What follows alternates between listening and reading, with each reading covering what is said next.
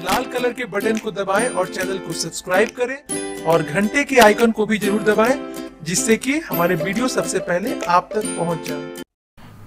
भैया हो कपिल शर्मा कैले पवन भैया के बेइज्जती। जी हाँ भैया, लेके आगे बनी खबर। और भैया वीडियो के पूरा देखी तबे जान पाई कैसे कैले बड़े बेइज्जती। भैया वीडियो के लाइक करी, शेयर करी और दिल के दुगो बात कमेंट करी। और कपिल शर्मा के भैया कमेंट सेक्शन में जवाब दे वही के पड़ी। लास्ट तक वीडियो के रहुआ सभी अपना माध्यम से जरूर देखी।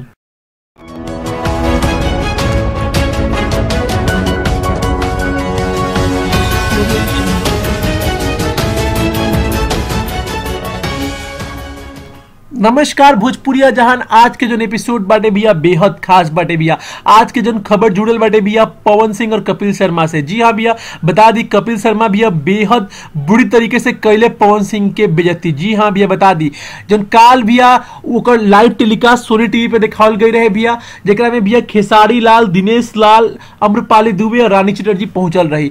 भैया सब कुछ तो ठीक रहे, अच्छा शो चलत रहे, अच्छा मजा आयल, अच्छा वो लोग एक्टिंग करे लोग। लेकिन भैया बता दी जब भैया कपिल शर्मा भैया ई कहले कि अरे मैं सुना था कि वो लॉलीपॉप वाला भी आने वाला था, वो क्यों नहीं आया। भैया हो इजन टोन रहे बोले कि भैया बहुत बेहद गलत रहे। तब भैया दिनेश लाल यादव एगो कहानी बतावले कि ऐसा कहानी बतौले कि पवन सिंह खेसारी लाल खातिर ना आइले। एमे कितना सच्चाई बा कितना ना, तो नहीं पता। लेकिन भैया बता दी कपिल शर्मा के जो टोन रहे भैया बोले के बहुत ही बेहद गलत रहे कि वो लॉलीपॉप वाला नहीं आया, लिपस्टिक वाला, लॉलीपॉप लिपस्टिक वाला नहीं आया।